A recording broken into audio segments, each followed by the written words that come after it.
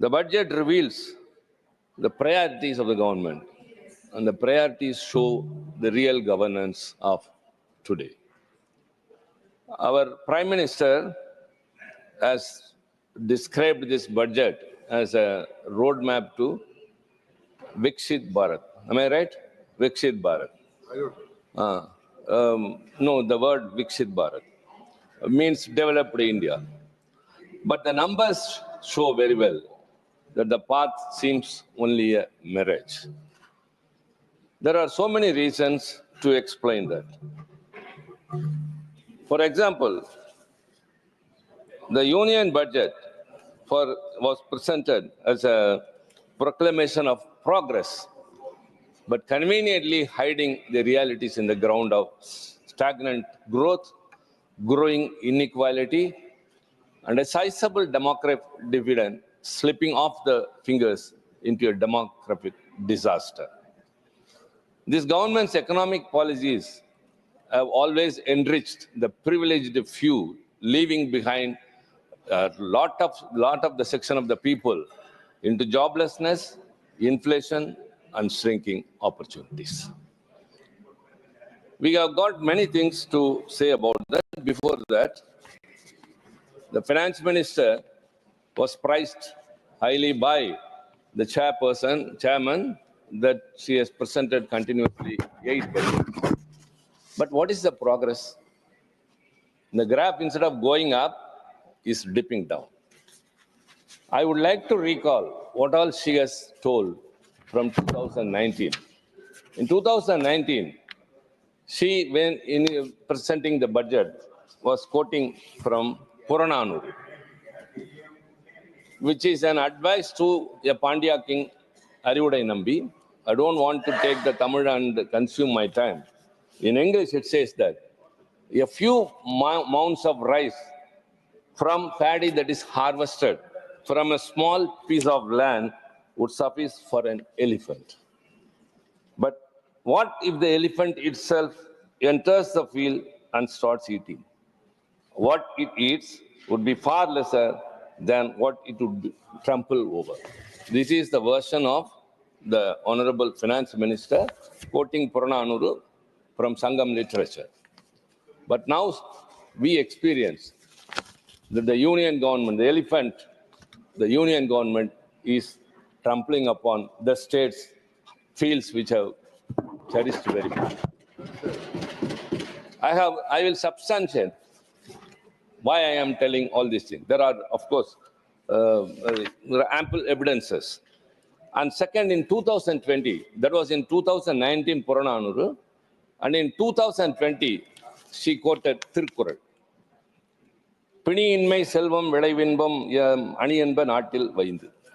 In English, the country's 5 jewels are unfailing health, farm productivity, joy, good defense, and wealth.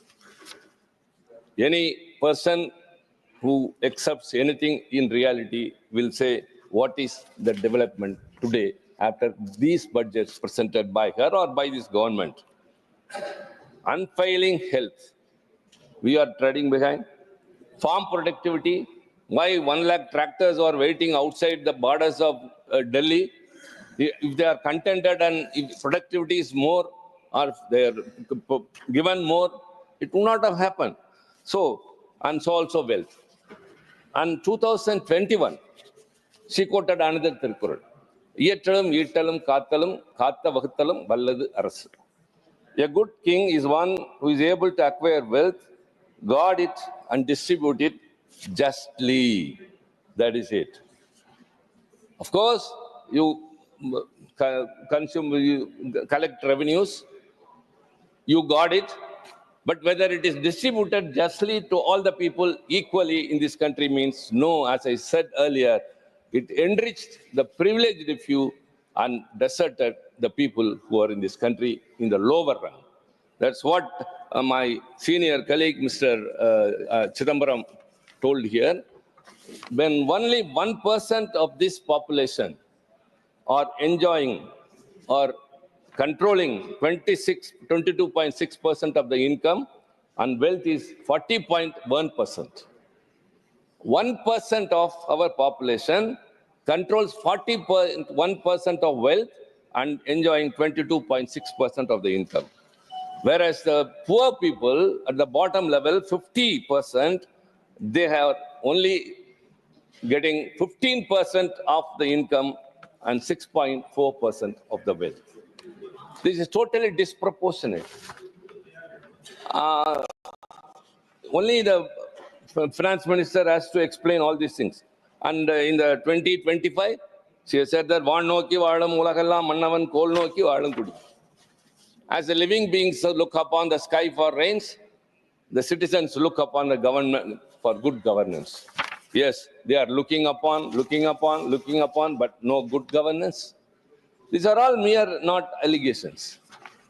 What is happening is partisan approach of this government. For example, if a woman is going to buy some flowers from a woman who is selling on the roadside, she will measure it with her hands. But if the customer is regular and well known to her, you can measure it with your own hands.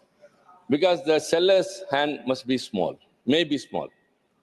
Like that, when they have a yardstick, they have a yardstick for the states which are ruled by the ruling party, and they have a smaller yardstick for those states which are ruled by the opposition party. They have to explain that. These are all not just allegations. There are ample evidences. My state, Tamil Nadu, being this a council of states and I represent the state of Tamil Nadu, before going into the larger issues and the greater implications, I have to mention something about my state, what all we are suffering, though we perform very well. The Tamil Nadu government is contributing to the GDP of this country 9.04%. And what we are getting by way of devolution is 4.08%. The 14th Finance Commission recommended for 42% tax devolution. The 15th person for reduced it to 41%, but actually it is only 32%. Even not that. That's what I say. When we contribute 9.04% to the GDP, we are given back only 4.08%. I have no grudges with any other person from the state, except for the way of statistics I have to tell. The Uttar Pradesh government contributes 8.19% to the GDP, but they are getting 17.94% of devolution. What is the rationale? Bihar, please. I say I have no grudges against your state, but what is happening, we have to elucidate. Bihar, GDP contribution is 2.87%, but is getting 10.08%. We give more, not even we get half of it. Why this discrimination? Why this partisan attitude? The finance minister has to enlighten us with the rationale behind this, what I call as victimization or discrimination, just because we are ruling, the opposition are ruling. But despite that, we are doing very well, better than the union government. We can say that with head strong.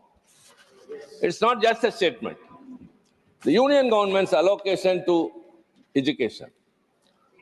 As again, our senior colleague who initiated, the former finance minister, he mentioned about Make in India. In the year 2015, lofty proclamations about Make in India was made by a prime minister. At the same time, Make in China was proclaimed in China. And in 2025, the recently elected president of USA, Donald Trump, has said, Make in America. This is in 2025. As soon as he assumed power, he addressed a conference of the international investors. In that, he told, you are all manufacturing from outside America and making America a market. Hereafter, you should make everything in America, then only you will be given the benefits, or else I will be taxing you very heavily, which you cannot tolerate. This is a way of coercion, or any way he is approaching, that the revenue of the status of economic position of America should improve, Make in America. What happened to 2015 proclamation of India and China. China has reached this target. India has not. Why?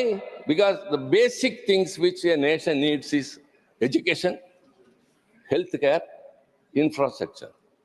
Everything has been achieved by China. But here, what happens is very poor, it has to be admitted. The union government is allocating only 2.5% of total expenditure to education. That is 1,20,628 crore. My state, Tamil Nadu government, we are allocating 49,700, that is 13.6% of our total expenditure. What Tamil Nadu government is spending towards education is 40% of the total allocation by the union government to the entire country. Ours is 13.6%. And this year it is 13.17%. So also health care. The union government allocation is 1.89%. See, India is the thickest populated country. And what America does not have, we have is the youth population. America may have very good education, might have very good infrastructure, but they don't have the youth force as we are having. We are having 64% of our population as youth force.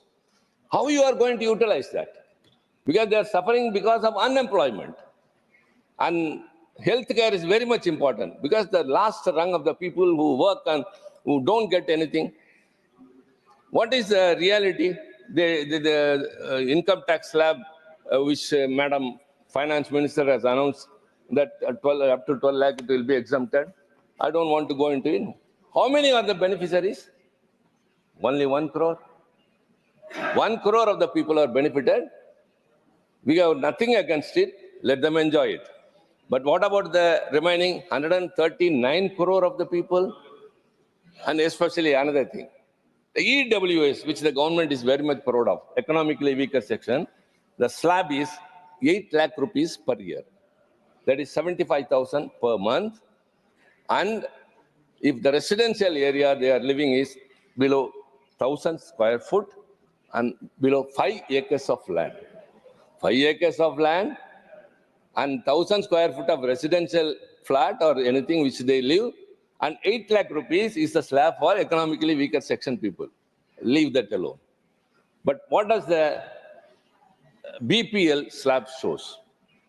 I'm not creating anything on my own. All the learned members here know that very well. Those who live in the urban area, if their income is below 37, they come under BPL. And in the rural area, it is 9 rupees. A person who is not able to earn even 1,000 rupees a month is considered as BPL. But a person earning 8 lakh will be considered, that is different. But they need basically education for their children and health care. This government is allocating only 1.89 of its total expenditure to health care, whereas my state, Tamil Nadu government, is spending 5.8% of the total expenditure. What I am telling about Tamil Nadu is the Dravidian model of government by Mr. M.K. Stalin. What I am telling about the union government is Modi's form of government. The billionaires are increasing. In this 1 year, many will be surprised, not shocked because this is happening. 75% have added up to the billionaires list in our country. It's going up and up. How they are, that means what is happening actually? Billionaires are increasing, whereas the basic needs of the people are not fulfilled. And very important statistic, when I say that, yes, every 5 days, one billionaire is coming out successfully. Millionaire or billionaire. Numbers are increasing. Every 5 days, India sees a person becoming a millionaire. At the same time, I have some other statistics. There are two different views. You see a very high building, a millionaire is living on the other side. The rape cases in India, daily average, approximately 87 cases per day. And murder cases, approximately 78 cases per day. Farmer suicides, approximately 31 cases. I'll come. I shall come. I shall come to you. I'll come, my dear brother, Mr. Murugan. I'll come to your point. I know what you are telling. Wait. Thanks, you intervened. Thanks, you interrupted, and I got a point. That's different. Please, I have a very good statistics. Farmer suicide, approximately 31 cases per day. Unemployment-related suicides, approximately 9 cases per day. Human traffic cases is approximately 6 cases per day. Dalit atrocities, approximately 141 cases per day. Student suicides, approximately 36 cases per day. And cyber crimes, approximately 180 cases per day. There are two different views. One side, the rich are becoming richer. The other side, the poor are becoming poorer. And this is the real stage of this country. And he said that, what about Tamil Nadu? I'm telling about Tamil Nadu only. Tamil Nadu is performing so well. See, the national average of enrollment in higher education. See, as you have presented a budget with statistics, I am also speaking on statistics. Enrollment of students in higher education, national average is 27%. And Tamil Nadu is 47%. And what is it we are getting? What is it we are getting? The UGC is used by the union government to suppress the state governments. The colleges, the universities are within the purview of the state, the jurisdiction. The land belongs to the states. The building structures, everything spent by the states. The teachers who are working there, they are also the salaries are given by the government, state government. And the students' concession and everything that is given, scholarship, everything is given by the state government.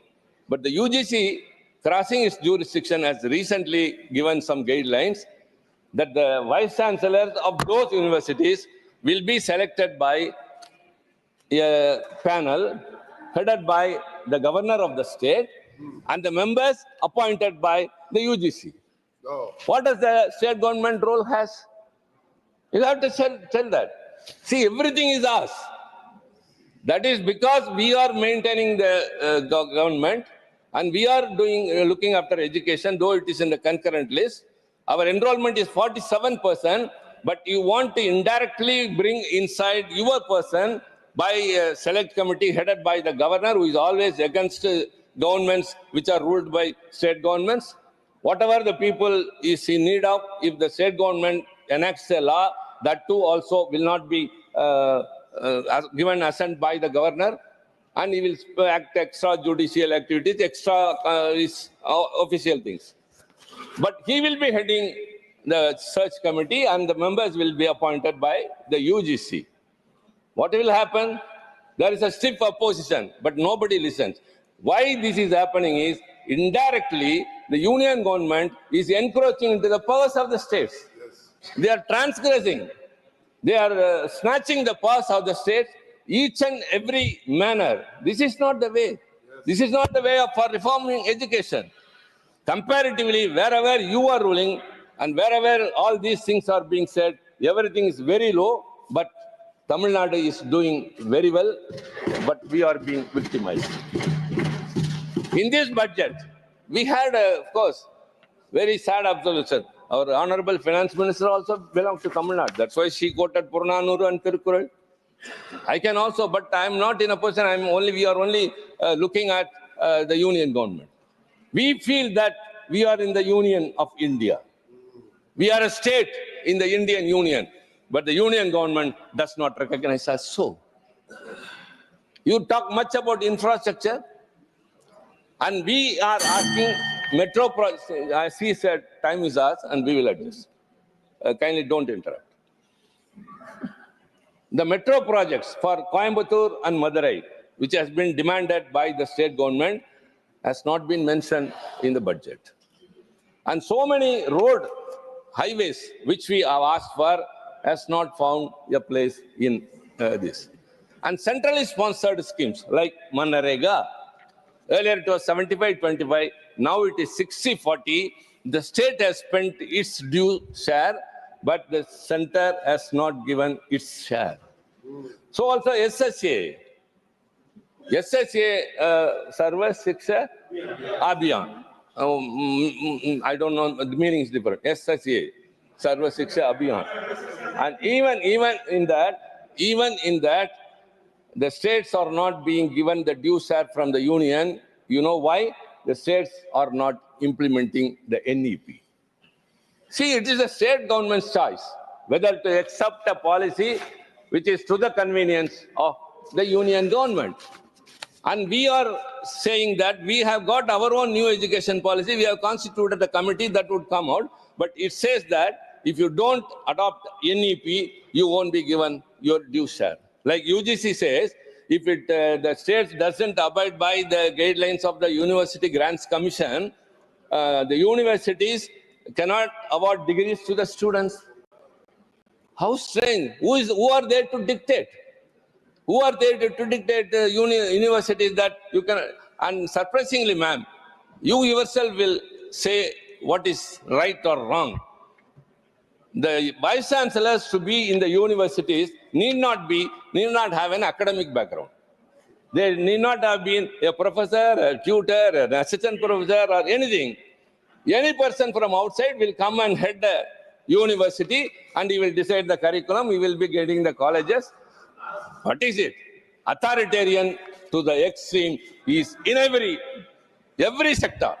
That's why, as I said, UGC. So also the schools are victimized that we are not entitled to have this SSA due from the center share.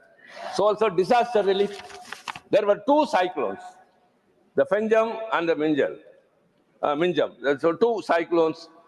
Tamil Nadu suffered a lot, and we have been asking for a relief measure of 30,000 crore from the union government. I also raised it during the 0 hour, and at that time I have received a reply from the Home Ministry saying that the state could give from the SDRF. It is beyond that. It exceeds the SDRF limits. And what is the NDRF is for? They give only lame excuses. Members from all the parties with conscience tell us, we asked for 30,000 crore rupees, but we were given only 267 crore. What is it? We have to undertake so many things that have been damaged during the cyclone. Infrastructure. People have to be brought back to normalcy. For that, the states are spending, whereas the union government stays off and say, we don't have anything. So in this way, disaster relief is not being compensated properly. The SSA, we are being victimized. The Manarega scheme, we don't get what we want.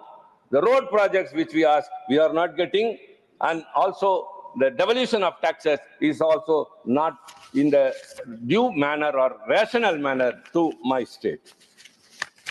Ma'am, what is happening in my country? As I said earlier, at one side it is very much we see richer people.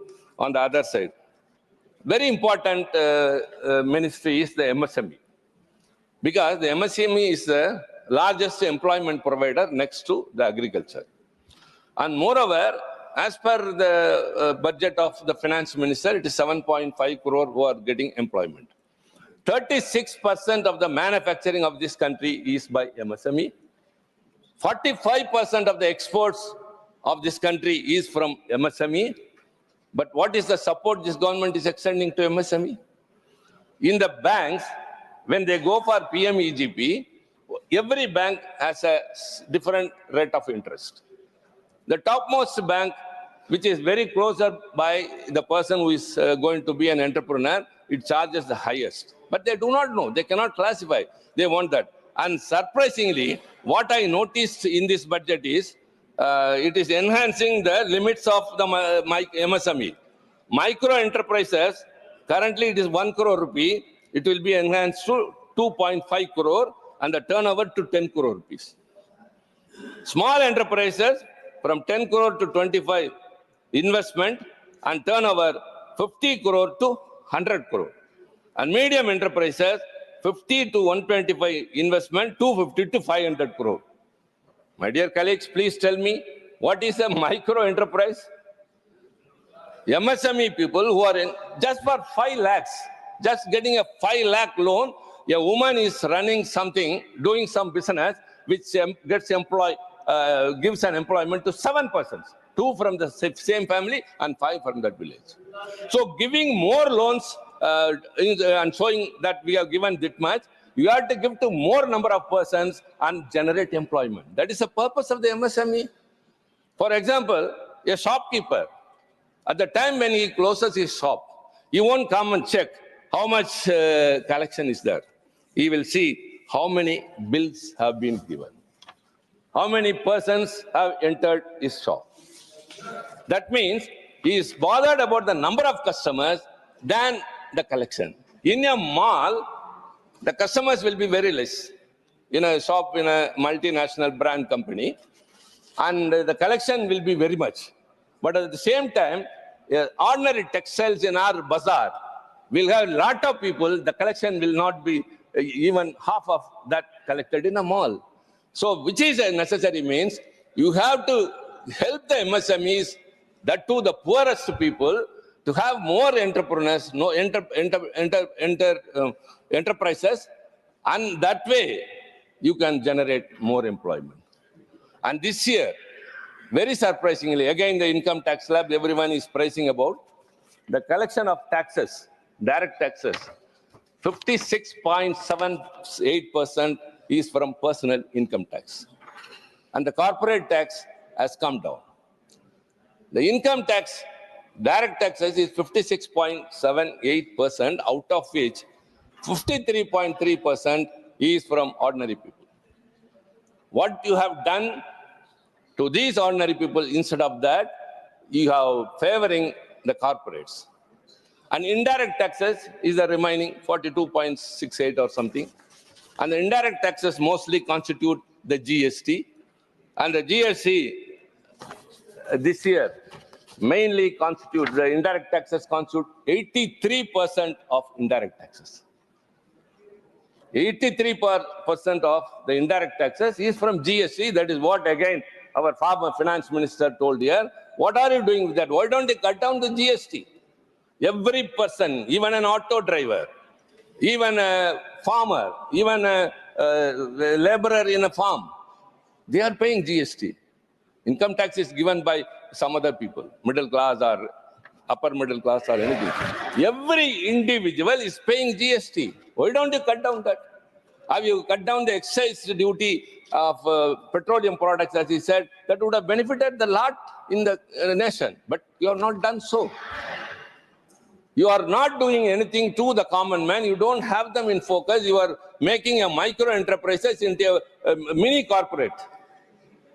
How can a 250 crore turnover is called as 50 crore turnover is called as a micro enterprises? MSME is not able to market. That's why the government has a scheme, PPP, public, the public sectors have to procure from the MSMEs. 25% of their purchase should be from the MSMEs. In that, there is a slab, subquota of 4% to the women and 3%, 4% to SC and 3% women. That has not yet been reached. We have been telling, why don't you include OBC also in that? But though there is an allocation, a reservation, a subquota, but it is not achieved, they are not able to market it. What are the devices you have for the MSE products to be marketed? How will you control the interest rates equally? You can prevail upon the RBI. You can say that the repo rate or anything of that sort, but an ordinary person who goes to a bank, the nearby bank, should not be taxed or in a manner of the interest verification. So in that way, the MSME, again I say, the largest employment provider has to be taken care of. but you are trying to make it again a corporate. The indirect taxes, the GST is going up and up. I cannot say everything in this very short time that what are the GST, which is more, which is lesser. And everything is contradictory, which affects the common man. You have taken away all the revenue rights of the state governments and it has been subsumed into the GST, but do you compensate that? You collect the GST compensation cess. You collect surcharge for welfare schemes. These surcharges and cess are not in the divisible pools. So you are getting more money by way of another way, shortcut way, by way of cess and surcharge, and the union government is keeping that even not without sharing with the state governments. So the last person is paying, but the state governments are not benefited. So I've got much more to say, but as again to say, the one more thing, the Pradhan Mantri Awas Yojana, PMAY. Even in that, the state government, my government is spending 6 lakhs rupees for a house. The union government is giving only 1.5. Even that is not being given. PMAY rural and PMAY urban. So also the Jal Jeevan Mission. What was the estimate last time? Budget estimate was 67,000, but actuals were revised was 22,000, and this year again say 70,160. When you have not achieved the target you fixed the earlier year, you are giving rosy pictures. So it is only the numbers that attract the people. Again, ma'am, I would like to conclude with one thing. Whenever a budget is presented, everyone is looking. Stock market is stumbling. The middle class people are relying upon the stock markets. The poor people are expecting whether the prices would come down. Prices are going up. Wealth inequality, unequitable distribution of wealth, Pramodji. Unequitable distribution of wealth. And in such a situation, they are all disappointed. We are not speaking anything ill or ill will towards against any individual. The government of the day, which has to take care of the people, is not taking care of that. So you have to mend your ways, or else the people will end your days. Thank you very much. धन्यवाद. श्री गोला बाबू राव.